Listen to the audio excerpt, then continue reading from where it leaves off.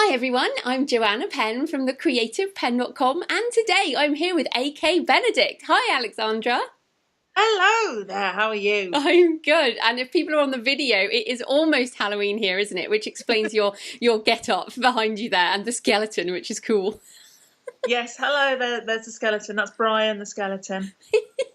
That's cool. And we're going to come back to dark things. But just a little introduction for those who might not know you. A.K. Benedict writes supernatural crime novels, poetry and short storios, radio plays and audio dramas. So many things. Like, it's a tongue twister. She's also been a composer and indie rock singer-songwriter, which is so cool. Oh yeah. So you're just too cool. So tell us a bit more about your eclectic creative life and how did you get to this point in writing? I started out doing music, although I've always written since I was a child. But professionally, I was a musician and a rock singer. But I was writing novels on the side and short stories. And then when I got my book deal, I had to make a decision between doing music, writing, and acting, because I was also acting in lots of different things and on stage and films. And I couldn't do all three well. So I went for writing because that's what I've always wanted to do. And there are times that I miss doing lots of other things, but generally I try and keep to at least writing, and then I do a million different things within that because I can't stop myself. Yeah, which is interesting. So, well, amazing that you were able to say no to these other things. But like you say, you still do lots of Yeah, things within writing. So do you think that's just part of your personality that you need all these different things going on? I think so. I think I have so many things going off in my brain at once that I need to lodge some of them elsewhere at any one time. If I stuck to novels, then there'd maybe one or two a year, but there are sort of hundreds firing off at all times, short stories and poems, and I need to keep my brain in some ways slightly less chaotic by having an outlet for them. Yeah, and how do you track your ideas? Do you use an app or do you use journals or do you just wait for them to re-emerge? I do journaling, so I have a writing journal where I keep a track of where everything is, and wherever I go, I take that with me. But there's an online version as well, just in case it all falls apart. But generally, they're just there singing in my brain, so they won't let me go anyway. Sort of sirens calling from different corners. Yeah, well, everyone loves online tools. So, how do you put those ideas online? Is it a Moleskin journal online thing, or what? Yes, What do you use? I've got a moleskin online. And like drawing on it and doodling. Um, that's the main one. I've used various other ones; they haven't worked as well. Mm. Um, but I also like having a one that I can carry around with me. That's I use my hands, and that I stick things in and take photos and put them straight in as well. So it's a real combination to try and harness everything that fireworks out. Yeah, no, I know that. And just with everything you've got going on, I'm like, yeah, how do you track that? But I want to come to kind of, the Halloween theme, the darkness, Yes, the skeleton behind it, because you and I are both quite dark creatures in the books we write, and we've ended up yeah, on panels together at at yes. festivals about Yep. the nice women who look like they're all goody two shoes. Oh! Yeah, we really are. We both look like little angels, and then we come out with some dark stuff. So I Yeah. wondered, like, where do you think that comes from in you? Why the attraction to the dark side of things? I well, I'm deep. I don't know. It's always been there. I don't remember a time when I didn't love ghosts and horror stories and the strangeness. When it was, I read fairy tales from when I was very young. I loved the Red Shoes and the Little Mermaid. The ones that have a sinister or dark or sad ending seem much more plausible to me than the happy ever after. And I felt much more comfortable with them. That sort of, I think I led my parents to worry a little bit, but Mine too. My mum's like, "What did I do to you?" it's, yeah, yeah. Um, but it's probably that I had meningitis when I was 2.5, and was blind and deaf for a while, and they thought I was going to die, and I think something altered at that point. Apparently, I changed and had lots of nightmares. So I think horror and crime and darkness was a way of assimilating all of the darkness that I'd had quite early on, but didn't have any other way to think about it or talk about it when I was so young. But I don't know. It's very hard to say how you get to somewhere. But that's the nearest I've got to so far, anyway. Or I wonder, sometimes I wonder whether other people do see the things that we do. They just won't admit it to themselves. Yeah. Yeah. And they need other people to show them the way. Lead them through the labyrinth. Yeah, I mean, one of the common questions I think we get at festivals, is, why do nice women write dark crime? So what do and I know there's people listening who will have that question, so sorry, but you get it again. So so why do you think readers want this type of thing, like going past who we are? Why do readers want it? Why do we need the shadow? Because it's there all the time, and you're right, we carry on our lives peddling away underneath, pretending everything is fine, but really we're living a life against death. But we're being in the now is so important because we know what's coming, and most people block that out. And dark thoughts happen all the time. The shadow is behind us, and crime and horror gives a little reprieve from that pressure from behind. It's sort of just that little tiny valve that is released briefly and then closed again. My hot water system doesn't work at all until I release the valve, and then it goes psh, and then I very quickly close it before the pressure drops too much. And I think it's a discrete and certain amount of time that you can look into the cupboard, you can look behind the mirror and see the shadows, and then close it again very quickly, knowing that you can lock it until the next time. So that's part of our job, I think, is to allow people to see onto the other side just for the moment, and then leave it alone. And have you found the world of books more difficult in terms of genre? Because I've seen they've tried to rebrand some of your books, right? What is the issue with genre when it comes to horror, crime, thriller, supernatural? Like, where do you see where you sit, and why do we even have these genres? I think supernatural crime covers it, but I think people do have a problem with marketing supernatural crime, because if you do things that are too crimey on the cover, then people object when they suddenly realise that there's a supernatural element to it. If you make it too fantastical, and so that it looks like a fantasy book or a horror book, then horror readers or fantasy readers might say, but this is police procedural with a small amount of ghosts in it. So I think I can't worry about that too much, that I write the books I need to and want to write, and hope that the people whose job it is to market it find its place. But I think they find it difficult. Yes, I don't know about the way it works for you. Yeah, I think because our books are quite similar in that they have elements of crime and thriller, but also supernatural. And some would say horror because, often ghosts and demons and things, they kind of cross between fantasy and horror. But I don't think either you or I write horror, really, like slasher, gore. Oh, definitely not. No, I haven't written any slasher or gore. There's a small amount of gore in some of my short stories, but hardly any. I think I write more weird short stories, so ghost stories or things that are a bit strange and unsettling, rather than the slasher element of horror, which I also love to watch. And I love Stephen King and so much horror, but mine is on the unsettling, unnerving, and hopefully poignant side of haunting rather than slashing.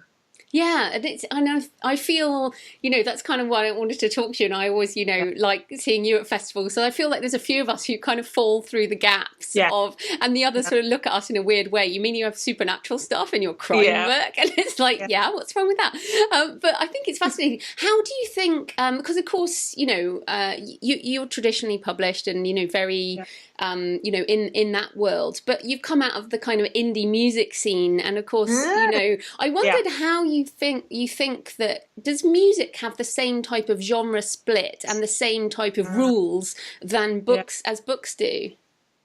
Oh, I think it does. I think, and again, when I was doing music, I was making something that was variously described as indie punk, cabaret noir. It had as many titles as I'm given as a writer. So I didn't really sit in anything there. They sort of describe me as David Bowie meets Diamonda Gallas meets Susie Sue. And I love all those people, so I was fine with that. But that's really hard to sell as well. And in an indie market, it's slightly easier because they just go, oh, it's just a bit weird. And the weird people find you. In a traditionally published market, this is mass market commercial level. And that's very hard to depict for something that will go either on the Waterstones 3 for 2 or on supermarket shelves. I think, I don't know, I don't envy them that job. I'm not sure that I would know what to do either, really. Yeah, I must say the problems of being cross genre. Well, I wondered, I mean, is that why you do more short stories? Because you've only got 2 novels, right? Two Yeah. full-length novels out there. Yeah. Yeah. So do you think short stories are much more open to different genres?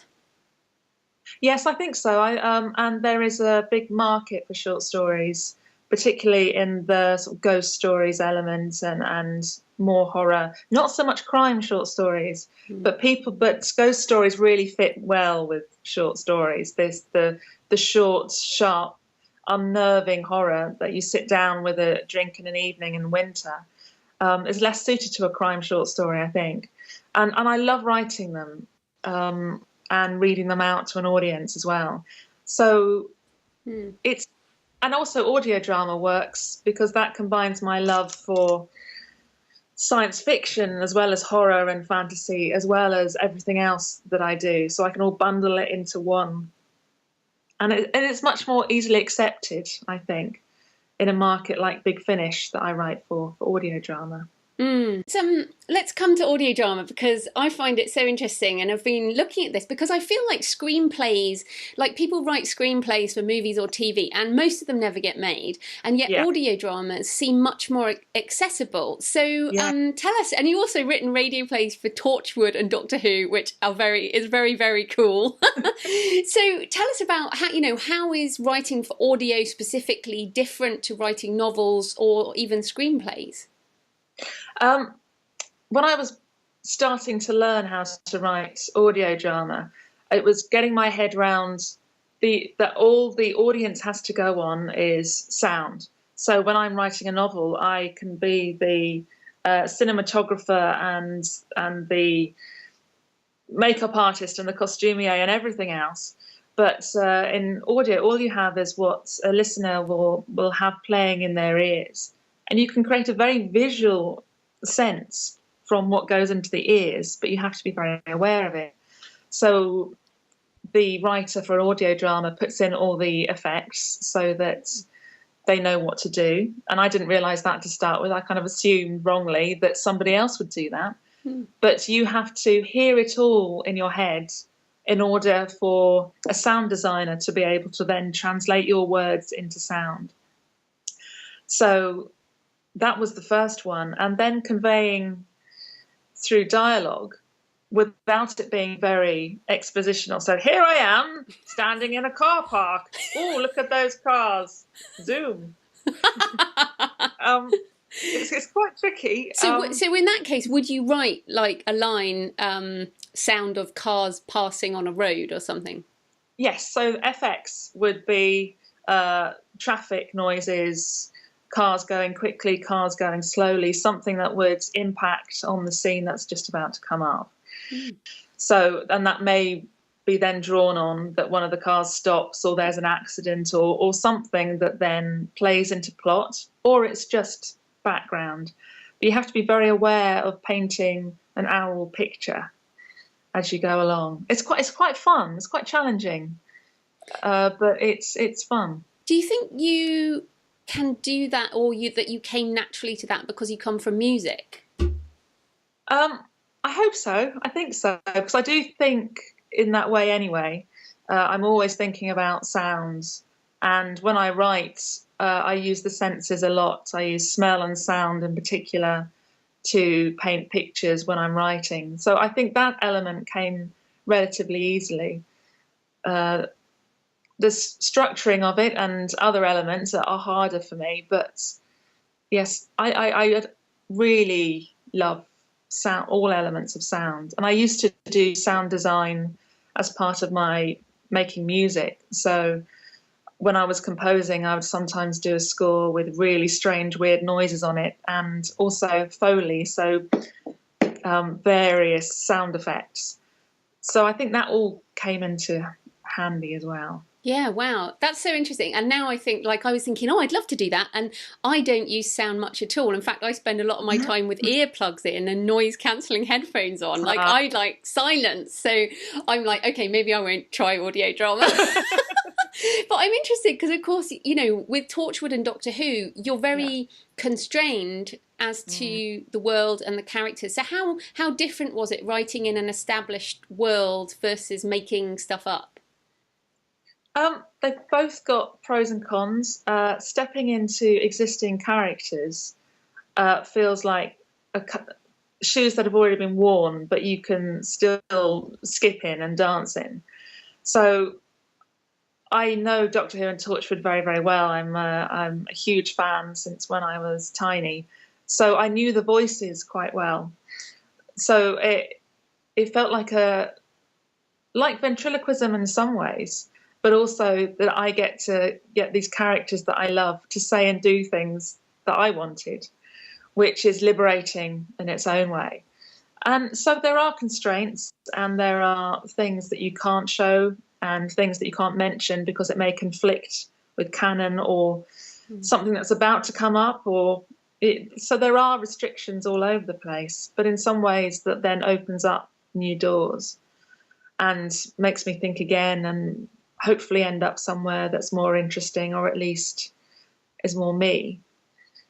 So, yeah. And I get to write the Doctor and the TARDIS and Captain Jack, which I haven't stopped thrilling about yet. I hope I don't. No, that is very cool. I mean, I would love more series of Torchwood. I mean, they do know that, right? They do know that people want it. There are petitions online all the time.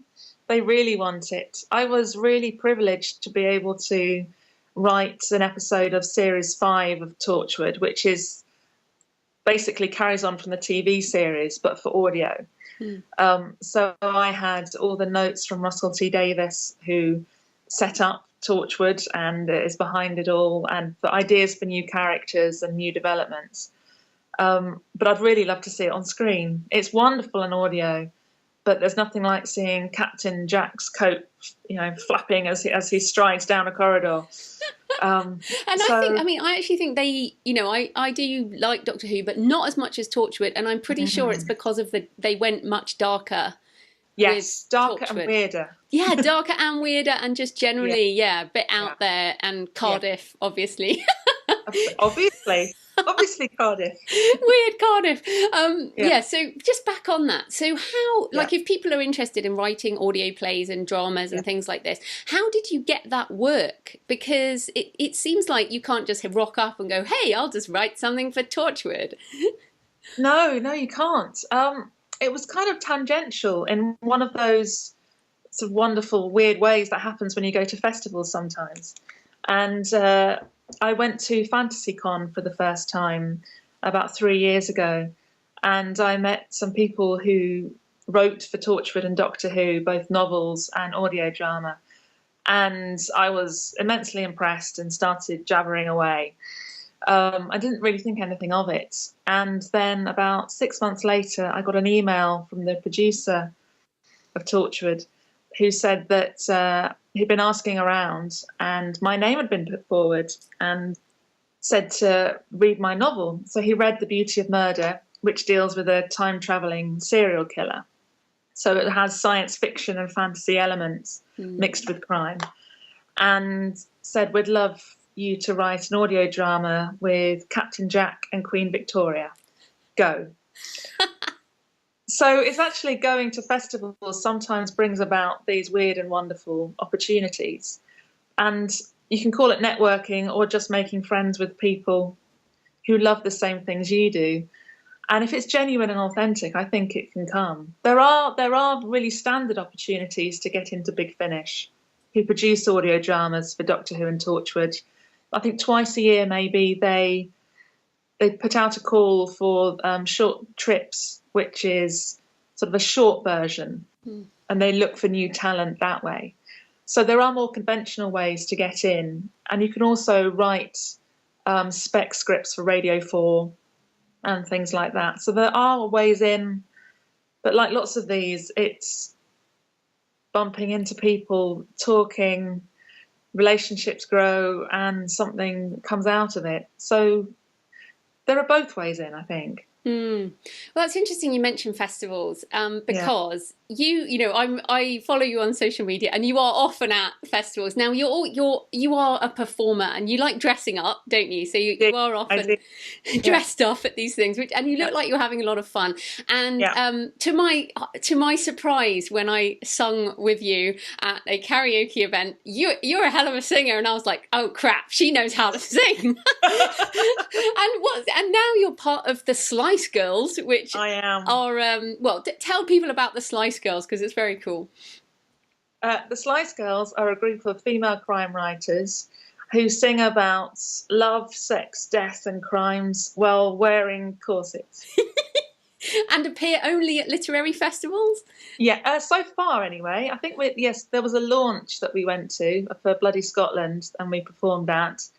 But so far we've appeared at Bouchercon and Bloody Scotland and Harrogate and various other places where, and beginning to do around the world now, which is brilliant fun. So I get to travel and sing and have fun with my wonderful friends. And it doesn't get much better than that. I didn't know that I'd enter crime writing and end up stalking a stage in high-heeled boots while wearing a corset. It's It is incredible, and it's very. What's interesting is a number of you in the group are singers or performers in some way. So I wanted to ask, because for many people listening, and myself included, it'd be like, that is the worst thing I could possibly think of, would be kind of dressing up at a literary event and singing. So do you think? Do you think that this performance side of you is something that anyone can learn? So I guess, what are your tips for doing more things like that and putting yourself out there, even that connection, that networking? What are your tips for making connections at events, which so many authors are scared of? I think it becomes much easier the more you go. So don't put too much pressure on yourself the first time. Scope out the area. I tend to go, and then if it all gets too much, go back to my room for a bit, because I'm an introvert who performs. So I shine for a bit and then I go for a sleep, or just go, oh. So don't put too much pressure on yourself, number one. And really, the best things come out of being yourself, and that is easier when you're surrounded by people who are like you. So at literary events, I meet friends who love books, and we can talk about books and writing and ghosts or crime or other things. And suddenly you find it's 3 a.m, and even if I'm not drinking, I've been up talking with people when normally I'm in bed by 10, 11 o'clock with a book. So be as relaxed as you can, but you will find people that you just click with, maybe for the first time, because you're talking about things that it's quite a private activity, reading, and so is writing. And suddenly you're surrounded by people who understand, and that is wonderful. So just let that happen. And then the connections and the networking just follows on authentically from that. And I think the best networking is all authentic connections. No, it's a really good point. And that being yourself, I think is really important. And for those of us who have this darker side, I think it can be hard to admit that necessarily. Yeah.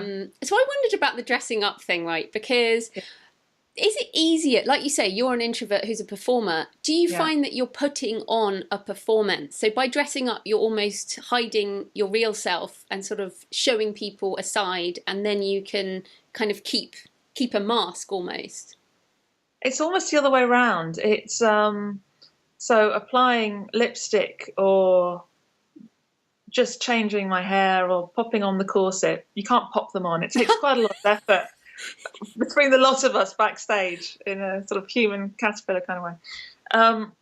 But it's like that lets me come out. The part of me that is slightly rapacious and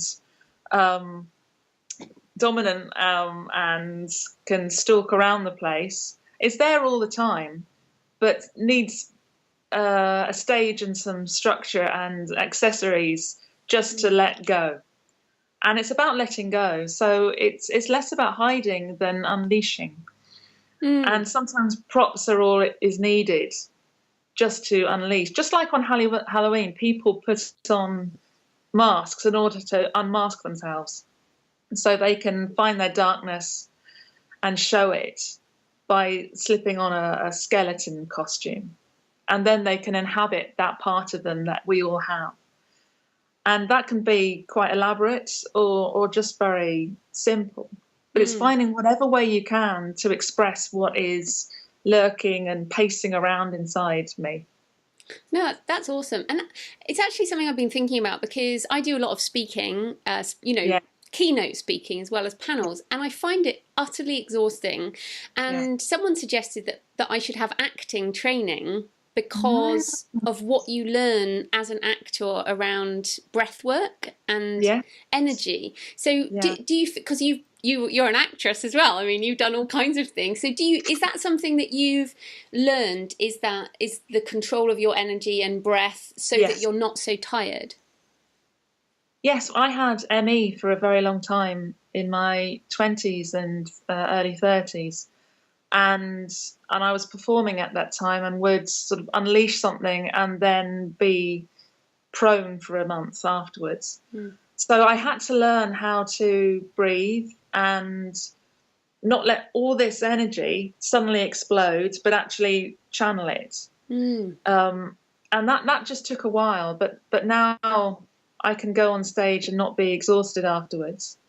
I'm more exhausted by talking for an hour with people generally and interacting, particularly if we're not sparking. Which is why so many authors use alcohol. Oh, and they use it. Oh, yes. But performance is actually quite enervating now rather than debilitating. But that's come with time. And breath is a lot to do with it. So I do quite a lot of breathing exercises beforehand and really sort of bring down my sort of energy or chi, or whichever way you want to call it, into a distilled version that then I can control and not just blast out at an audience, but that I keep for myself as well. No, this is a lesson I need to learn. So I'm listening to this. I'm definitely paying attention. So I wanted to come back to, you said earlier about reading out your short stories. So this is another thing. I think I'm quite happy, but I can talk and speak at panels, but reading my work out loud scares me completely. So it's weird. So what are your tips for reading your own work aloud at events, which many authors have to do? I just begin to think of it as entertaining an audience rather than reading my own story. So I look at the areas of the story where I'm building up to either a scare or a reveal, and then work it around that and maybe lull the audience into a full sense of security with the way that I'm talking, and then drop the reveal and then get the reaction. And it's all about playing to an audience rather than putting my ego out there, so it's pleasing them. Whereas if I start thinking, are they liking it? Oh no, what am I going to do? I become much more introverted and closed down again. If I focus on entertaining them, then I don't think like that. So that's probably, well, one way to start is my job right now is to entertain this audience with what I've got in front of me and try not to think of it as your own work. Yeah, that sounds good. Well, then, I feel that there's so much wrong with literary festivals because mostly they are not entertaining. Yes. That's why I think the Slice Girls could be huge because, I mean, you guys could just entertain every single conference and be the number one top thing because the rest of it's quite boring. So, what can, because a lot of people listening are involved in these events, what can we do to make literary festivals better for authors and readers? I think things are beginning to change slightly.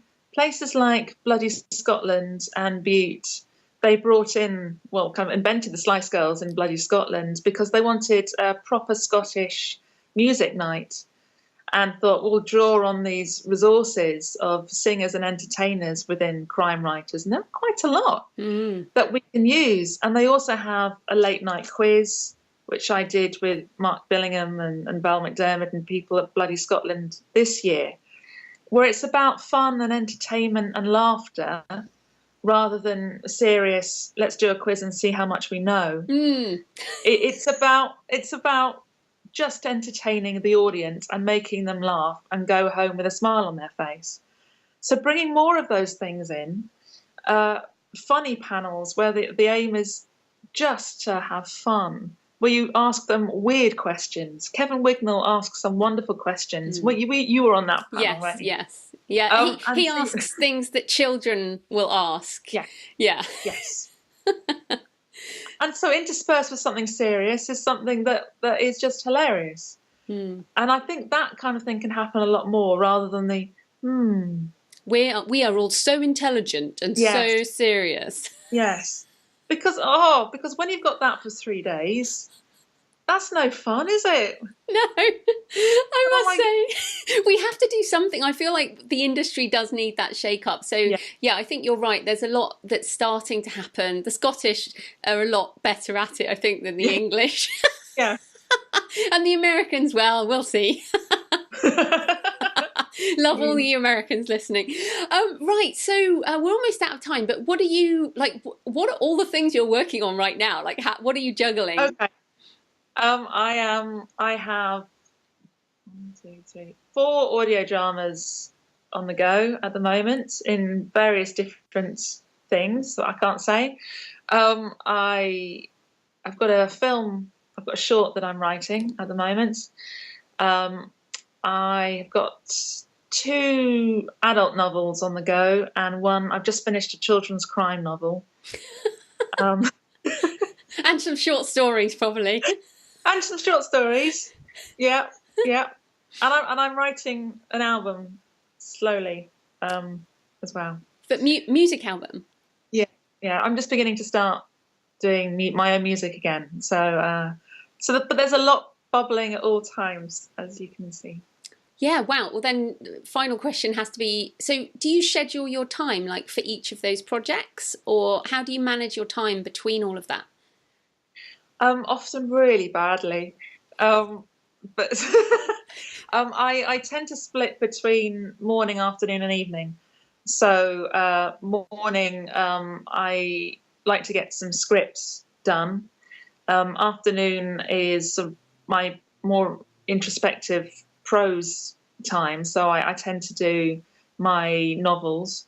And evening is quite a good time to write a short story or a song or something else.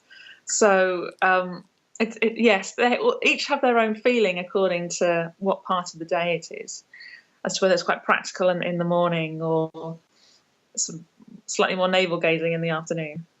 Fantastic. Well, it's been so interesting. So where can people find you and everything you do online? My website is A.K.Benedict.com. My Twitter handle is AK_Benedict. And I am A.K.Benedict on Instagram. Those are the main ones that I do. And also on Facebook. Fantastic. Well, thanks so much for your time, Alexandra. That was great. Thank you.